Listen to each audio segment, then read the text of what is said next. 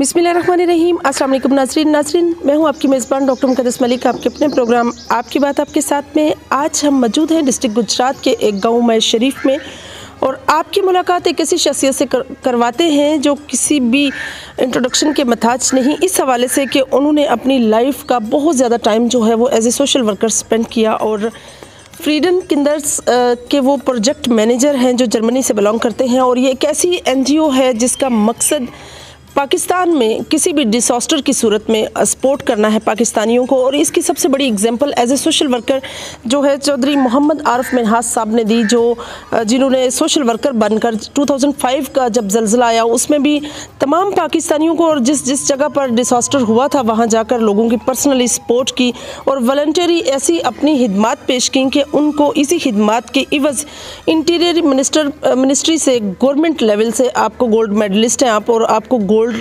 Medal मिला, और इसी तरह से आपको best volunteer of the year का जो अवार्ड मिला गया।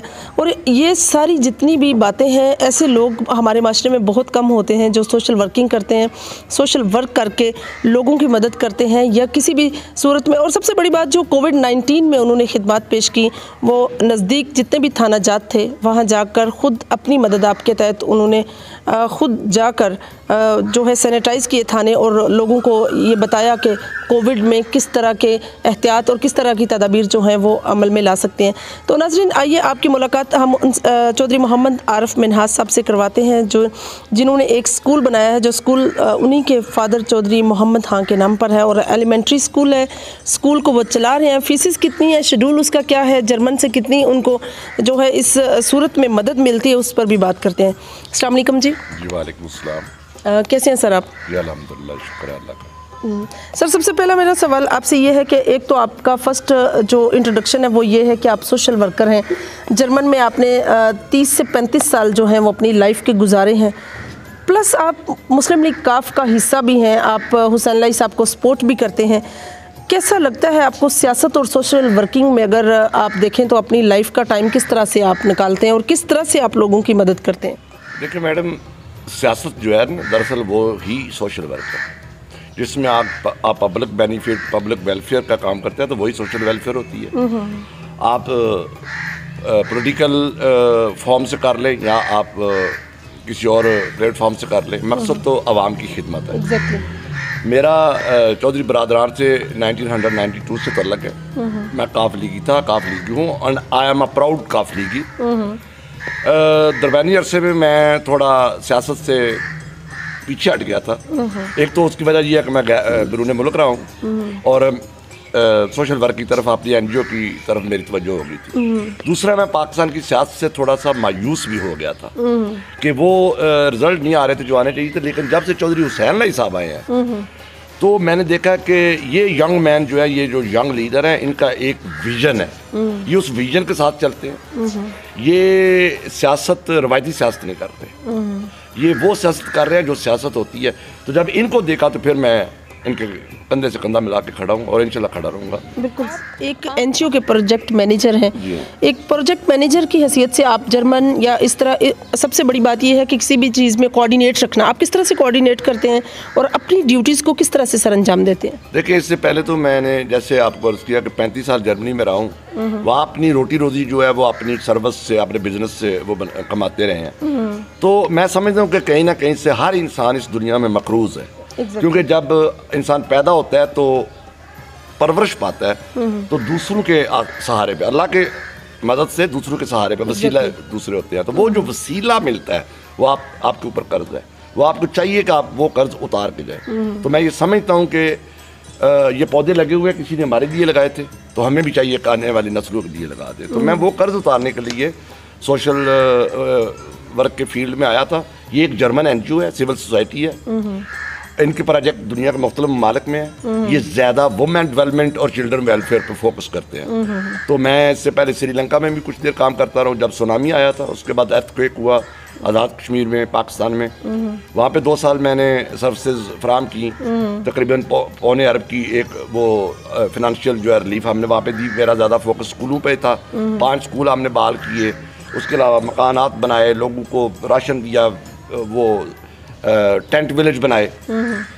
اس کے بعد پھر یہ ہے کہ جو 2010 میں ساؤتھ پنجاب میں ڈیزاسٹر آیا تھا فلڈ کا، وہاں پر ہم نے سروسز دی ہیں. تو ان کی وجہ سے مجھے پھر وہاں کی جو انٹیریئر منسٹری ہے انہوں نے best volunteer of the year 2012 select کیا اور مجھے گولڈ میڈل سے آنر کیا. اور اسی گولڈ میڈل کی وجہ سے مجھے یہ اسکول جو ہے یہ انہوں نے گفٹ کیا، کیونکہ میری ایک خواہش تھی. میں نے کہا تھا کہ مجھے میرے اسکول میں ایک اچھا، میرے گاؤں میں ایک اچھا اسکول دے دیں. یہ 30 ایئرس کا میرا ان کے ساتھ ایگریمنٹ ہے. بلڈنگز میری ہیں لیکن رننگ ایکسپینڈیچر سارے تقریباً وہ 1.5 لاکھ روپیہ ہیں ہر مہینے کے. 9 ٹیچرز ہمارے پاس، مڈل اسکول ہے. اس کے علاوہ ہزارہ اسکول میں بھی جو ہے وہ 5 لاکھ کی ڈونیشن ہے. ہمارا زیادہ فوکس جو ہے وہ ایجوکیشن پہ ہے اور یہی میرا ایک پیشن ہے. سر ایجوکیشن کو آپ کس سینس میں لیتے ہیں؟ ایک تو ایجوکیشن کے 2 سٹیپس ہیں جو میں عوام سے، ناظرین سے اسپیسیفک شیئر کرنا چاہتی ہوں. فرسٹ یہ ہوتا ہے کہ ایجوکیشن حاصل کرنا، واٹس ڈفرینسز بٹوین حاصل کرنا اور گین کرنا، اور دین اس کو اگر آپ تربیت کے میننگ میں لے آتے ہیں تو تربیت اور اس میں حاصل کرنے میں کیا ڈفرینسز نوٹ کرتے ہیں؟ جب آپ ایجوکیشن کا نام لیتی ہے تو وہاں پہ 2 الفاظ بولے جاتے ہیں، تعلیم اور تربیت. یاد رکھیے گا تربیت کے بغیر آپ کی تعلیم نامکمل ہے. ایگزیکٹلی. آپ کسی بھی PhD ڈگری ہولڈر کو جس کی تربیت سے نہیں ہوئی اس سے آپ کوئی بھی اچھائی کی امید نہیں رکھ سکتے. میں یہ چاہتا ہوں کہ ہمارے اداروں میں مورالٹی پہ، مورل ٹریننگ پہ زیادہ توجہ دی جائے. ہم پرائمری اسکولوں میں، مڈل اسکولوں میں بچوں کو پڑھاتے ہیں، یہ میں اس سے اتفاق نہیں کرتا.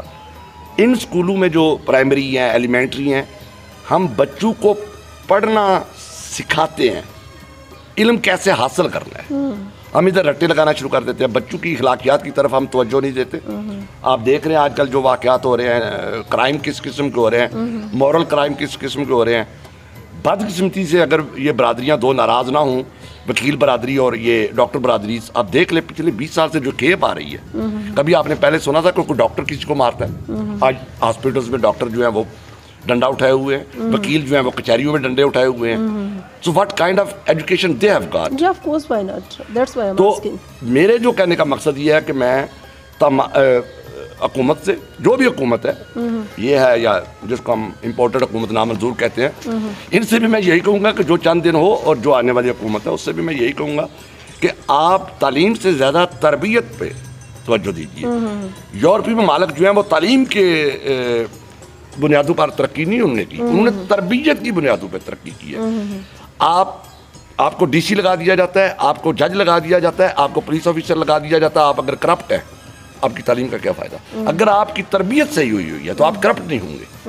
آپ کی تھوڑی تعلیم بھی ہوگی تو آپ اپنی رسپانسبلٹی کو، اپنی ڈیوٹی کو ایمانداری سے نبھائیں گے. وہ یہ ہے کہ ہانیسٹی جو ہے اس کا بہت زیادہ لیک ہے. اس پہ قابو پانا ہوگا، اور اس پہ قابو پانے کا ایک ہی طریقہ ہے کہ ہم ایک تو قرآن پاک ترجمے سے پڑھیں.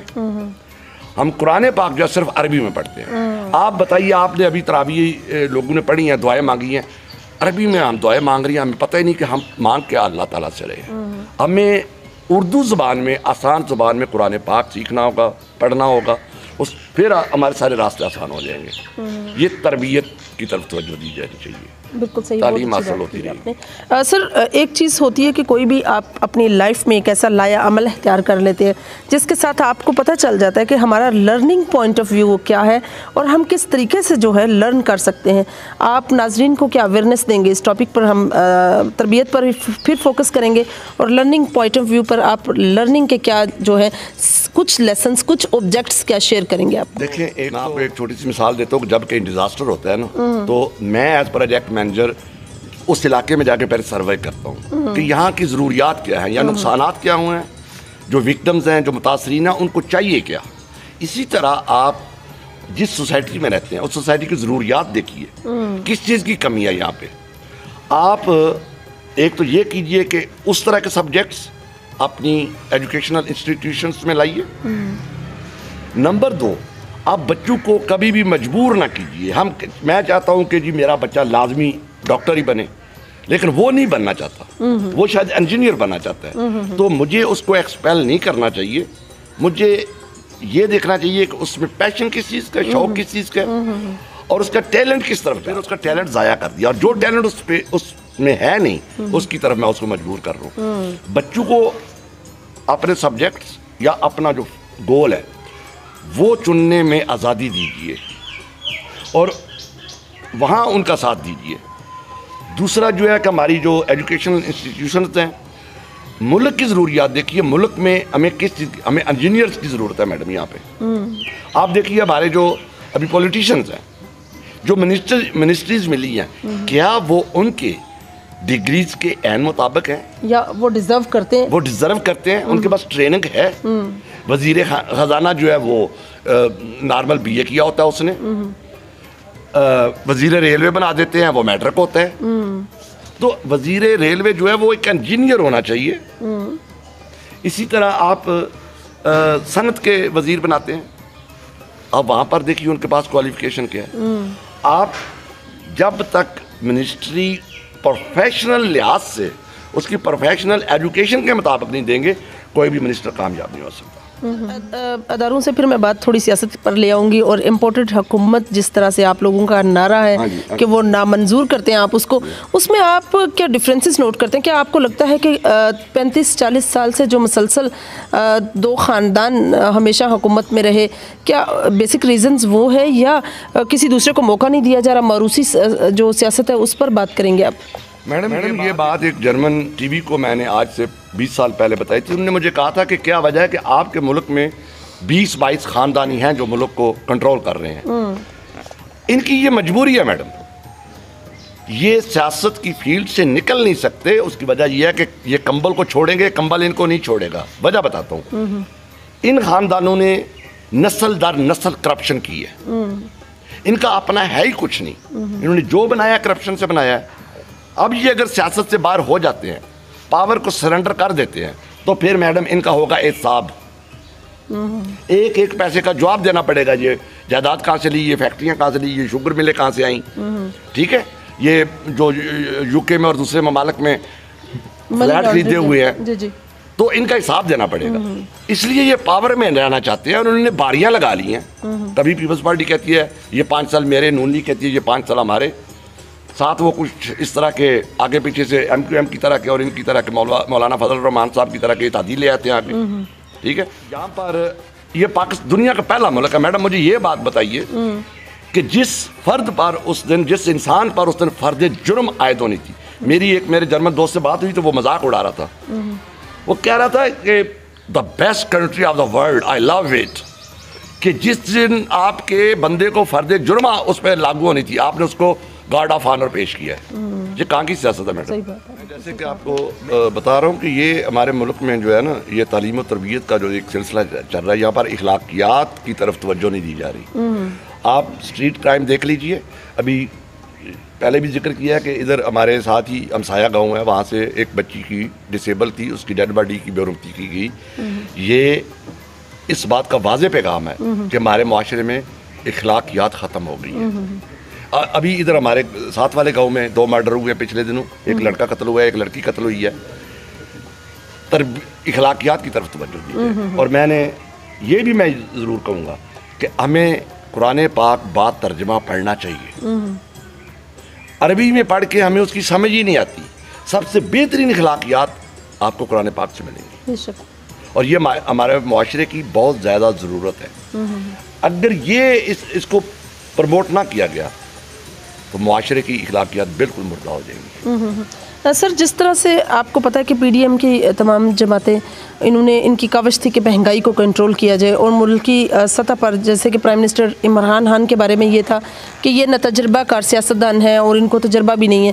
آپ کو کیا لگتا ہے کہ یہ سارے تجربہ کار آ کے اور ملک کی معیشت کا بالکل ڈوب جانا اور ڈالرز کا ایک دم بڑھ جانا, 193 پر چلے جانا آج کا جو ریٹ ہے, کیا کہیں گے اس کے بارے میں؟ میڈم یہ بات, ملک کافی عرصے سے وینٹیلیٹر پہ چل رہا ہے.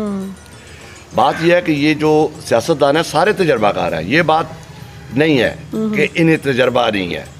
مسئلہ یہ ہے کہ آپ کو اپنے پروفیشن کا کتنا بھی تجربہ ہو, جب آپ اپنے پروفیشن سے ایمانداری سے پیش نہیں آئیں گے, جب آپ ہانیسٹی کا جو عنصر ہے اس کو ختم کر دیں گے, تو پھر آپ کا تجربہ اس ادارے کو کامیاب نہیں کرے گا بلکہ ناکام کرے گا, فیل کرے گا.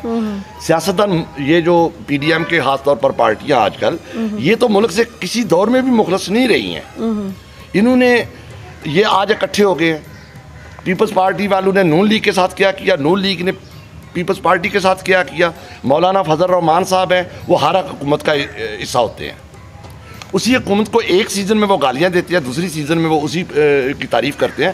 تو ان کا اپنا میڈم کوئی ویژن نہیں ہے, ان کا کوئی نظریہ نہیں ہے. بغیر نظریے کے آپ جو بھی کریں گے وہ تباہ ہو جائے گا.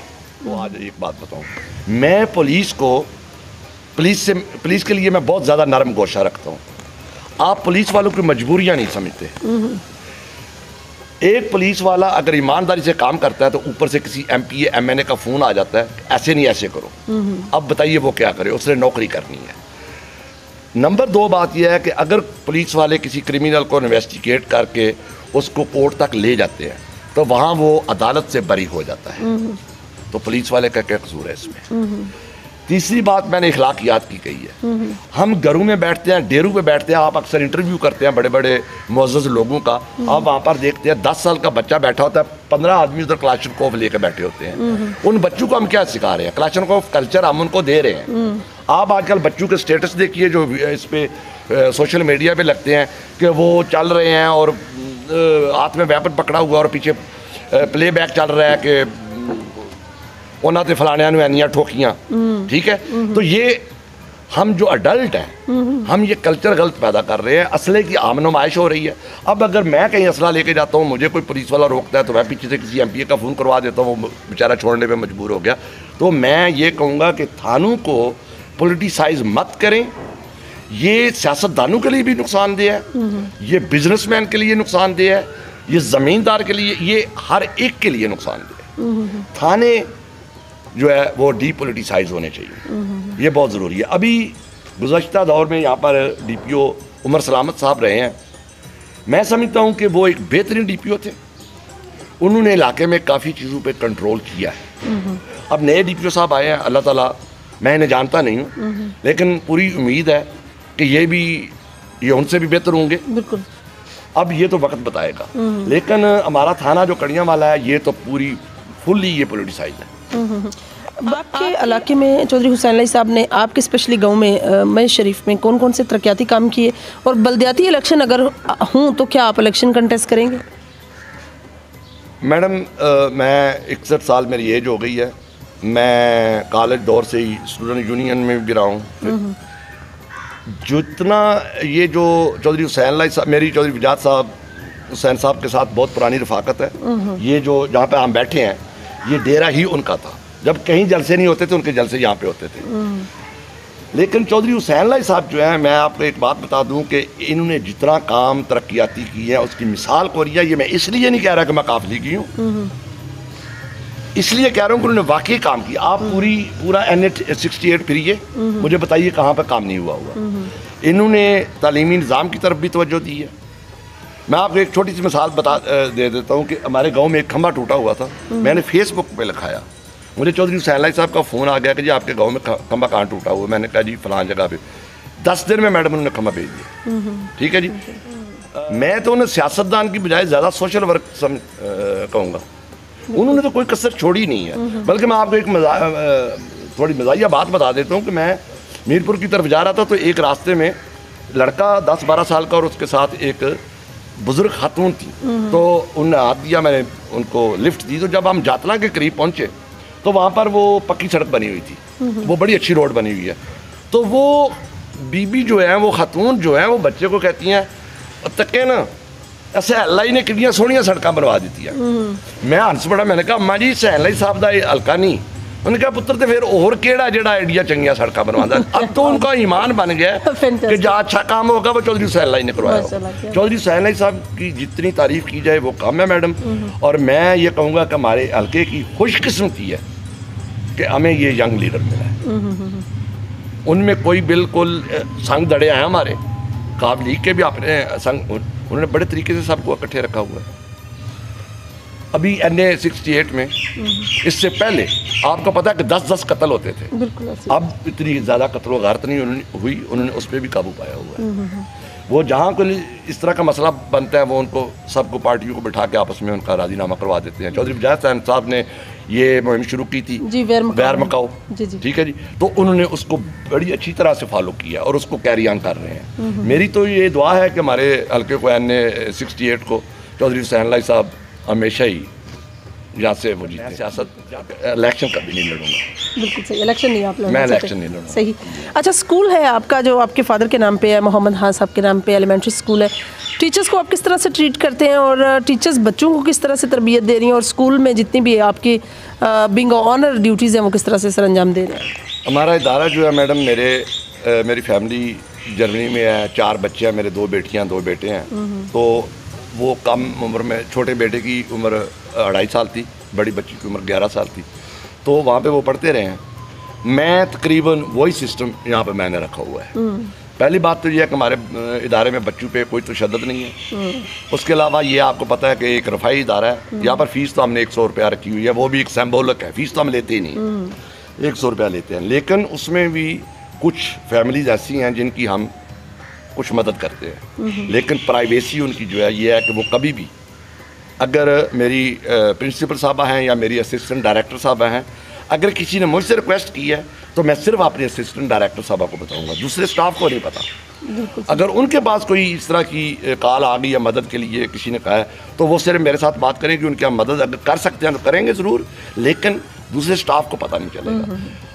रह गई कि हम अपने टीचर्स को कैसे ट्रीट करते हैं, मैं ये समझता हूँ कि प्राइवेट सेक्टर में जितनी इनके अनाउंस हैं, मैं तनहा तो नहीं कहूँगा क्योंकि मैं टीचर की तनहा को कभी तनहा नहीं कहता, टीचर की तनहा होती नहीं है, ये तो एक नोबल प्रोफेशन है। एग्जैक्टली, हाँ जी, ये पैगम्बराना एक वो है सिलसिला। लेकिन यह है कि प्राइवेट सेक्टर में इस इलाके में जो मैक्सिमम सैलरीज़ हैं उनसे हमारी सैलरीज़ ज़्यादा है। बहुत अच्छी बात। लास्ट में आप अपने इलाके के लोगों को क्या पैगाम देंगे? मैं यही दूंगा पैगाम के, एक तो इलाके में अमन व अमान कायम रखने की कोशिश करें, दूसरा कुरान पाक तर्जमे के साथ पढ़ने की कोशिश करें, और तीसरा अपनी औलाद को तालीम की तरफ लेके जाएं, उनकी तरबियत करें। मैं आपको एक छोटी सी बात बताता हूँ, ये मैं ज़रूर कहना चाहता हूँ कि हम छोटे छोटे काश्तकार लोग हैं, बड़े ज़मींदार भी इधर हैं, हमें ये पता होता है कि हमारा घोड़ा कहाँ पे बंधा हुआ है, हमें ये पता होता है कि हमारा कट्टा कहाँ पे बंधा हुआ है, हमें ये पता होता है रात को हमारी बकरी कहाँ पे बंधी होती है, हमें ये नहीं पता होता कि हमारा बेटा किधर है और हमारी बेटी किधर है। खुदारा अपनी औलाद को अवलियन तो वो दीजिए, तरजीह दीजिए, उनकी तरबियत की तरफ, इखलाकियात की तरफ तवज्जो दीजिए।